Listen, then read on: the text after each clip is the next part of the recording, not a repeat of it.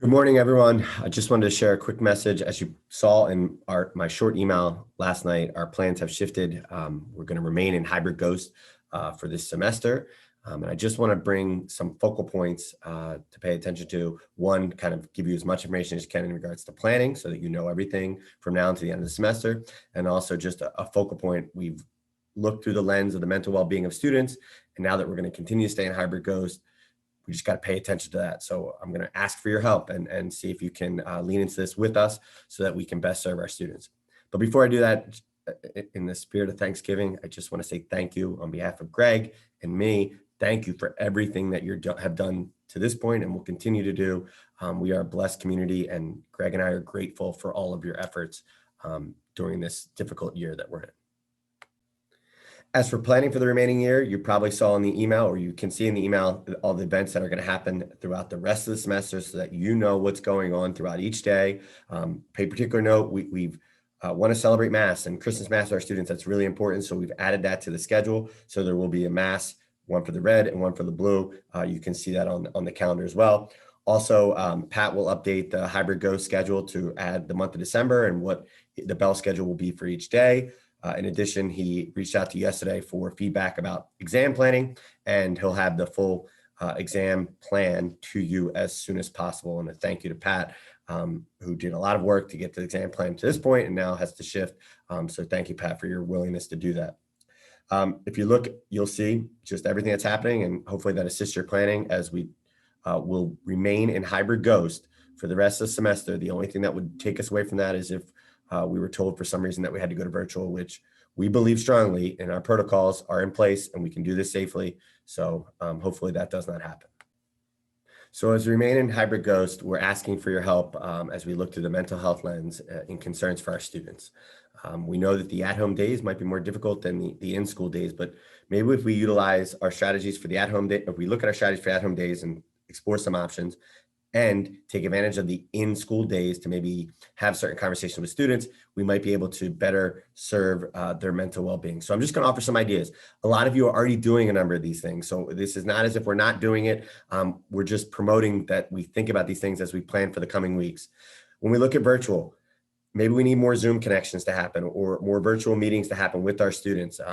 In my class that I've just picked up recently, I've been using a 15-minute Zoom for all students, the at-home students and the in-class students. We do 15 minutes of stuff, and then I give the at-home students something to do. So maybe we can include those, just little check-ins with our students.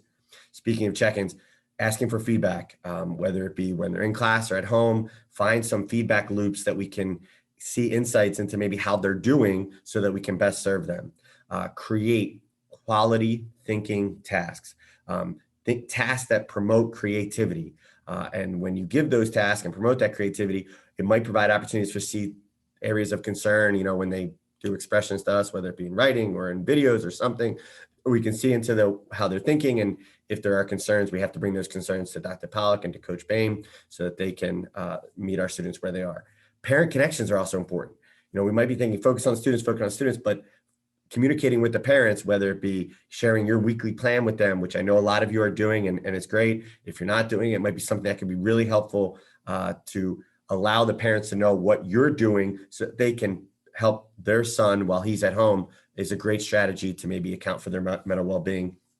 And lastly, I think outlet assignments that we give students that allow them to share a struggle, share a concern, speak to us, whether it not be in person, but maybe through their writing or through some project. That also gives us insight into the mental well-being. So if they write something to us, and we probably have heard of or experienced ourselves, where a student makes an expression to a teacher through an assignment that needs help and needs attention, so we can make sure we're reading those things. If we're assigning them, we have to be reading them and on top of them, because there might be stuff in there that are concerns that we have to bring to Dr. Pollack and to Coach Boehm as well. And those are some virtual ways to account for our students' well-being. While they're in class, we can lean into the topic. Don't avoid. I know some of you are having conversations, but just something to be mindful of, and also provide forums where they can talk and share. It's good for us to recognize the struggle and then try to be positive in the things that are going well and the good things that we have. But acknowledging that this is hard is something that might be helpful to them to know that you're in this as well, and maybe working through a struggling time.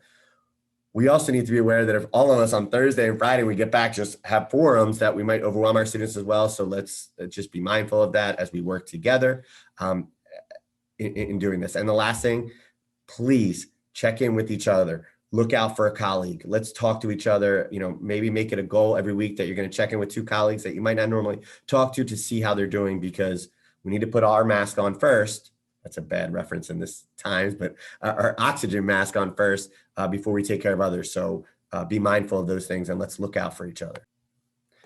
Thank you in advance. I know a lot of you have come to talk to me about this mental health lens and what can we do, especially now that we're staying in hybrid. Those are some of my ideas. I'd love to hear your ideas. What are some things that you think would be helpful, whether it be in the classroom or online in the hybrid, or something that the administration can do, or something that we can do as a school? Share your ideas and keep talking.